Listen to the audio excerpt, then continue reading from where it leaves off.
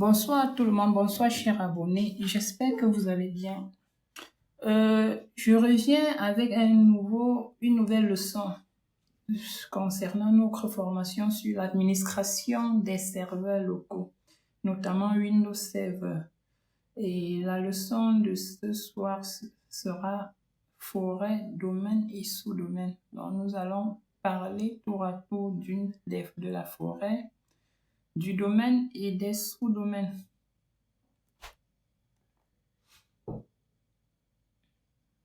Bon, là, c'est la table de matière. Bon, en petit 1, nous allons parler du domaine. C'est quoi un domaine? Un domaine Active Directory est une structure logique de gestion contenant la collection des objets disponibles dans un réseau Active Directory. Ici, on va parler des utilisateurs, groupes, ordinateurs, etc. Une base de données Active Directory qui est en fait le fichier ntds.dit est associée à chaque domaine. Cette base de données est maintenue par un contrôleur de domaine. Au moins un contrôleur de domaine par domaine. Ça, c'est la recommandation. On doit avoir au moins un contrôleur de domaine par domaine. Donc, pour simplifier cette définition, un domaine Active Directory, c'est juste une structure qui va regrouper logiquement dans les objets de notre réseau, tels que les utilisateurs, les groupes, les ordinateurs,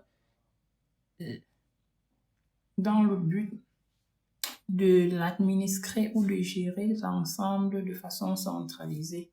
Centralisée, c'est-à-dire au niveau d'un seul serveur qu'on va appeler le contrôleur de domaine. Ce contrôleur de domaine va assurer la gestion de ces objets-là. Donc, le domaine, c'est l'ensemble de ces éléments-là. Utilisateur, groupe, ordinateur, les fichiers, les différents partages également qui sont associés dans un réseau. Et avec notre contrôleur de domaine, on peut les administrer, les gérer à distance. Exemple, nom de domaine. Donc, le nom de domaine, c'est souvent sous ces formes-ci. globalservices.com pour la compagnie Global Services, par exemple. Bien qu'un domaine Active Directory est capable de stocker et gérer toutes les ressources de la compagnie, peu importe sa taille, il existe plusieurs raisons qui obligent l'administrateur de créer d'autres domaines au sein de la même compagnie. Limitations dans les versions intérieures de Active Directory, contraintes relatives à la politique de la compagnie. Donc, il y a des cas d'implémentation qu'on est obligé d'avoir plusieurs domaines. Ou alors d'utiliser plusieurs serveurs pour gérer une même entreprise. Donc, un domaine parfois est suffisant, largement suffisant, mais en fonction de la politique de la compagnie, en fonction de certaines limitations et de certains éléments, de certains standards qu'on doit respecter ou certaines règles ou alors certaines politiques liées à la sécurité, on est obligé parfois de diviser le réseau, de segmenter le réseau et de créer plusieurs domaines pour gérer la structure. Sous-domaine et arbre. Supposons que la compagnie globalservices.com est un département qui traite des données sensibles qu'on veut protéger à tout prix. On a donc décidé de créer le domaine secureglobalservice.com qui gère séparément les ressources de ce département. Secureglobalservices.com est un sous-domaine de globalservice.com puisqu'il est le nom du domaine parent, puisque le nom du domaine parent est inclus dans son nom. Donc, c'est un peu ça. Secure, qui est la partie sécurité. Le nom du domaine parent ici, c'est globalservice.com, qui est inclus dans son nom. Donc, lui, il est là comme sous-domaine. Maintenant, la compagnie a aussi décidé de créer un nouveau sous-domaine pour le département de vente, qui est salesglobalservices.com. Les deux sous-domaines sont en relation avec le domaine d'origine qui est globalservice.com. Donc, il y a le sous-domaine de la sécurité et le sous-domaine dédié à la vente. Donc, ce sont des sous-domaines du domaine principal qui est globalservice.com. Voilà un peu l'arbre qui explique cela. Nous avons le domaine principal qui est Global Service et ces deux sous-domaines qui sont des branches qui gèrent, qui sont dédiées à certains services. Voilà un peu un cas où on est obligé d'avoir plusieurs domaines. Et ici, la segmentation est selon le service géré parce que là, la partie Secure gère la sécurité de l'entreprise et la partie Sales, c'est pour le département vente. Donc ça, c'est un sous-domaine réservé à la vente. Tout ce qui est lié à la vente sera stocké dans ce sous-domaine et ici, tout ce qui concerne la sécurité est là. Là, c'est une implémentation qui peut être faite. Dans ce cas, on a besoin ici d'au moins 3 Windows Server. Un pour le domaine principal, un dans le sous-domaine et un dans le sous-domaine de la sécurité et un autre dans le sous-domaine de la vente. Mais parfois, Microsoft recommande 2 contrôleurs de domaine par domaine. Ce qui fait que ici, pour respecter les recommandations de Microsoft, on peut ici avoir 2 contrôleurs par domaine. Ça fait au total 6 Windows Server à déployer ici. Vous voyez que là, ça devient complexe avec les licences qui vont avec. Là, c'est un peu plus cher pour déployer ce genre de système. Mais dans notre cas, nous allons provisionner un contrôleur par domaine. L'ensemble des 3 domaines constitue un arbre de domaines, dont on appelle ça l'arbre. L'arbre, c'est un ensemble de domaines, c'est-à-dire un domaine principal avec ses sous-domaines porte le nom arbre. Un domaine avec les sous-domaines porte le nom arbre. Pour être arbre, ils doivent partager un même domaine principal. C'est l'ensemble qui forme ce qu'on appelle l'arbre. Chaque domaine dispose de ses propres utilisateurs, machines, groupes, constitue une base. Chaque domaine dispose de ses propres utilisateurs, machines et groupes, constitue une base de données séparée, mais qui est capable d'utiliser les ressources des autres domaines s'il dispose des autorisations nécessaires. Ici, il y aura les machines, tout ce qui est dans le sous-domaine sécurité, ce sera les machines des employés qui travaillent dans ce département-là. Pareil ici, pareil là. Maintenant, ceux-ci peuvent accéder parfois à des ressources d'autres domaines s'ils ont l'autorisation, parce qu'on va créer des relations et allouer les autorisations. Ici, si on t'autorise à accéder à une machine, ici, à un serveur, tu pourras le faire. Donc, ils peuvent communiquer parce que un arbre appartient à une même entreprise. Et c'est des employés qui parfois doivent communiquer ensemble pour faire certaines tâches, pour exécuter certaines tâches. Remarque, un sous-domaine est aussi considéré comme un domaine à part entière. Ce n'est pas parce qu'on dit sous-domaine que c'est différent. C'est un domaine. On dit seulement dit que ça a été créé à partir d'un domaine principal. Voilà. À ce niveau, vous connaissez déjà ce que c'est un domaine, ce que c'est un sous-domaine et aussi ce que c'est un arbre. Parce que l'arbre, c'est l'ensemble constitué du domaine principal et de ses sous-domaines. On va avancer pour parler de forêt. Là, on est en train de grandir. Notre compagnie s'agrandit et décide de créer. Vous voyez que plus on avance, plus l'entreprise est grande, plus on a de domaines et plus on a de machines Windows de Windows Server, de serveurs Windows à déployer. Et là, l'administration devient plus complexe et le coût de l'ensemble devient aussi de plus en plus élevé. Donc ici, notre compagnie s'agrandit et décide de créer une nouvelle entreprise affiliée qui s'appelle Global Consulting. Ça, c'est une entreprise à part avec le nom de domaine globalconsulting.com.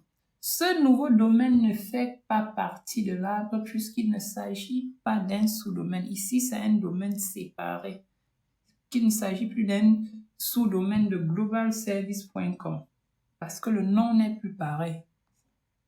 Ça, c'est globalconsulting.com. Ici, globalservice.com, c'est différent. Cependant, et puisqu'on aura besoin parfois d'accéder à des ressources de cette nouvelle entreprise à partir du domaine Global Service, or, les deux appartiennent à la même entreprise. C'est comme si l'entreprise, c'est comme si on a une entreprise, un groupe, c'est-à-dire un entrepreneur qui crée une entreprise dans un domaine précis et que demain, il crée encore une autre entreprise séparée qui n'a rien, c'est-à-dire le travail, ce qu'on fait dedans, c'est dans deux domaines différents. Donc là, c'est un peu le cas ici. C'est le cas. Et il le crée avec un nom différent. Là, globalconsulting.com est créé dans une structure englobant les arbres Global Service et Consulting, Global Consulting.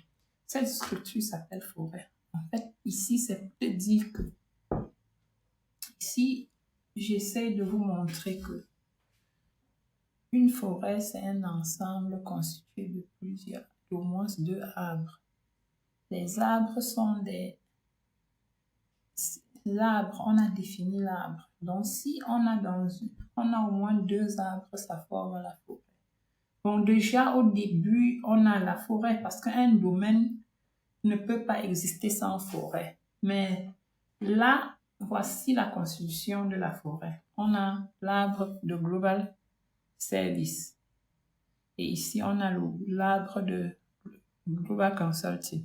Ici, il n'y a pas encore ces sous-domaines. Donc là, on va parler de forêt. Et plus tard, on va retenir que même si on a créé seulement un seul domaine, le domaine ne peut pas exister sans arbre. Donc lorsqu'on provisionne un domaine, le domaine porte le nom, l'arbre, la forêt porte le nom de ce domaine. Donc si je viens dans le cas-ci, le cas que nous avons utilisé précédemment ici. Ici, dans le système, s'il y a un seul domaine qui s'appelle email.local.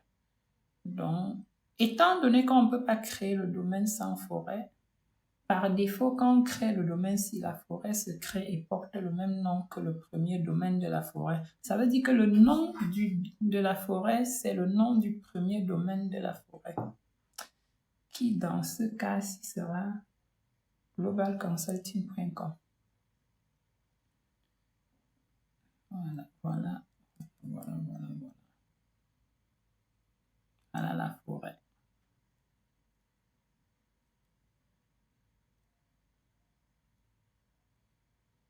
Bon, nous allons avancer. Remarque, la structure forêt doit toujours exister dans un environnement actif directory. C'est ce que je suis en train de dire. Une forêt est toujours créée. Tu vois, c'est ce que j'ai. Même si notre entreprise n'utilise qu'un seul domaine, il y a déjà la forêt. Il est toujours conseillé d'utiliser le minimum de domaines dans la forêt tant que c'est possible. Ceci facilitera énormément la gestion des ressources et des autorisations. Donc, il ne faut pas créer beaucoup de domaines pour rien. Il faut une raison. Donc, si par exemple ton travail ne demande pas 2 domaines, ça ne sert à rien. S'il y a une possibilité de rester efficace et d'utiliser un domaine, on reste là. Donc, mais on peut aller à 2 domaines lorsque c'est vraiment nécessaire. Tous les domaines dans une forêt partagent un même schéma. Dans une forêt, tous les domaines partagent un même schéma qui contient des définitions formelles de chaque classe d'objet pouvant être créée dans une forêt active directory. Il contient également les définitions formelles de chaque attribut pouvant ou devant exister dans un objet active directory. OK.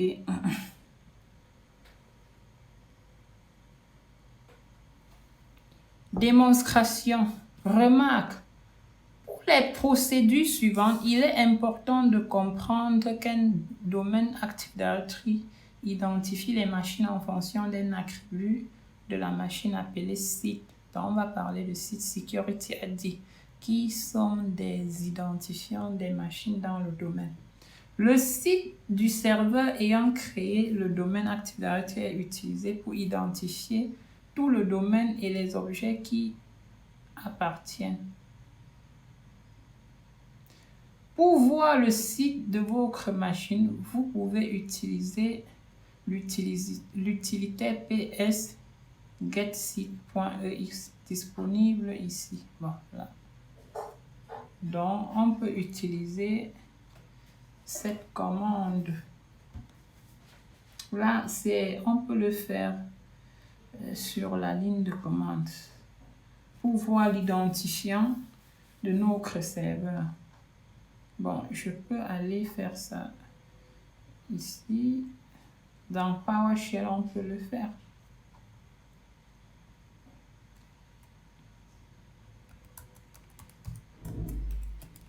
C'est l'identifiant en fait de notre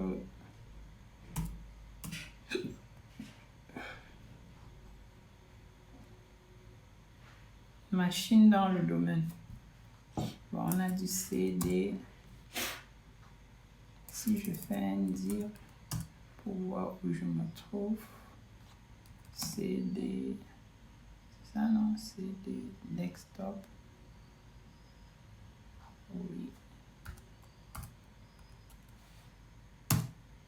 Voilà. Je fais un point, anti/slash ps get site.exe.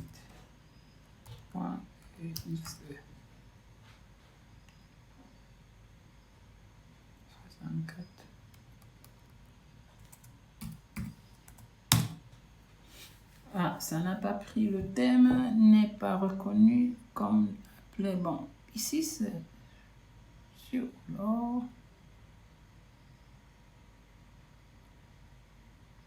Bien, j'ai mal écrit.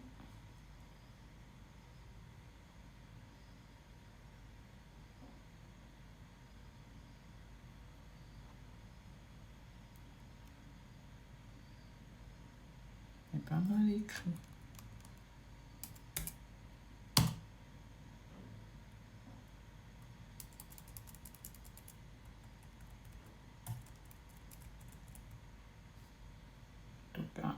Bon, on va avancer comme ça.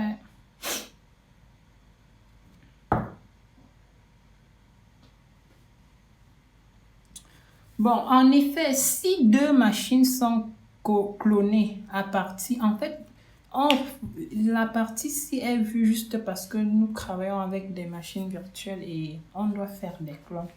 Maintenant, pour faire des clones, pour ajouter, quand on clone une machine, toutes les machines clonées à partir d'une machine principale ont le même site. Ce n'est pas bien dans le domaine. Ça veut dire que si j'ai cloné le serveur, je clone un autre serveur à partir du même serveur, les deux auront le même site. Ça veut dire que je ne pourrais pas ajouter le nouveau serveur là dans le domaine parce que le système va constater que lui, il a le même site que le serveur AD. Et ça ne va jamais marcher. C'est ce qu'on veut comprendre ici, faire comprendre. En effet, si deux machines sont clonées à partir d'une même machine modèle, ils garderont le site de la machine de base. Ils auront le même site et ce n'est pas bien. Il sera donc impossible d'utiliser le deuxième clone comme contrôleur de domaine dans la même forêt puisqu'il utilise le même site que celui du domaine. Voilà. Avant d'utiliser chaque nouveau clone, on doit changer le site grâce à un programme qu'on appelle sysprep. Je vais lancer le programme ci et modifier le site de mes machines. Les différents serveurs que je vais utiliser. Bon, celui-ci, c'est le serveur de base. Maintenant, le deuxième serveur AD, c'est celui-ci qu'on va utiliser. Nous allons essayer de modifier son site.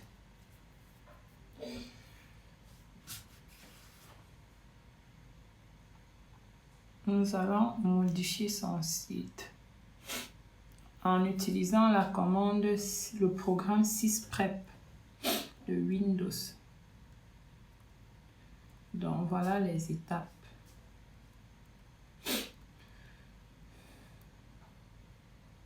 Nous allons exécuter la commande SysPrep.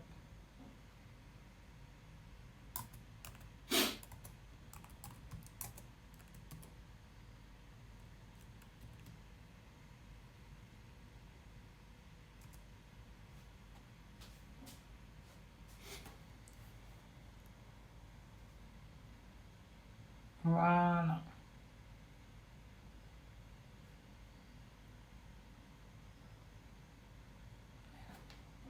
Ok, vas-y. Nous allons essayer d'utiliser la commande SysPrep dans le but de modifier le site, c'est-à-dire l'identifiant de sécurité de notre Windows Server, du deuxième Windows Server qui a été ajouté dans le réseau.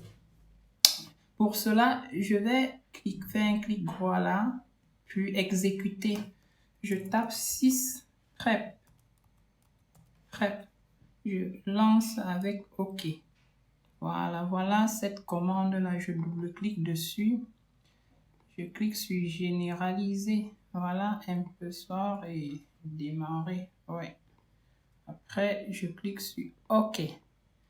Ça va redémarrer la machine pour modifier ensuite son identifiant de sécurité.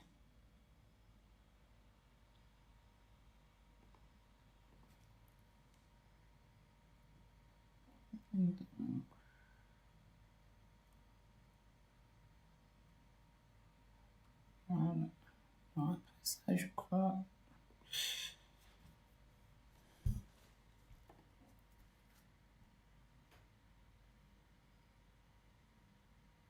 Donc, patiente que ça redémarre.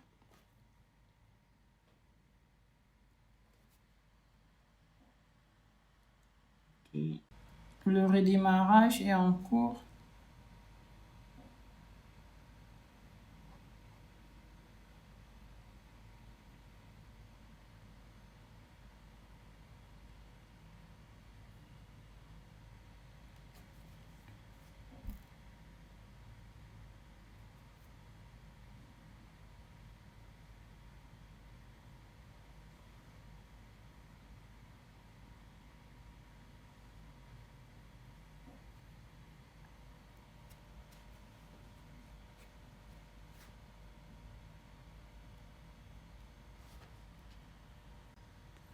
Ok, on continue ici. Donc, c'est comme si on venait vraiment d'installer la machine. C'est normal, ça va faire. Je laisse, tout est OK. La région, je vais changer, c'est Cameroun. Je prends Cameroun. Voilà, Cameroun. Bon, le reste, je laisse français suivant. Thème de contrat, j'accepte le contrat et je mets mon mot de passe.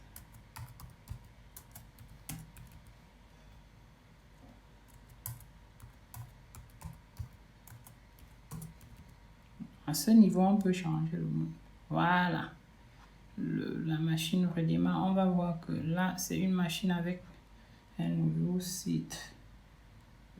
C'est comme ça qu'on procède pour modifier l'identifiant de sécurité d'une machine d'une machine virtuelle qui a été clonée au préalable. Je pense qu'on va arrêter là. Bon, on va arrêter d'abord à ce niveau. Nous reviendrons plus tard avec une nouvelle vidéo pour continuer. La suite sera, je vais vous montrer comment ajouter un second contrôleur de domaine sur un domaine. Mais à ce niveau, c'est déjà trop long, nous allons arrêter.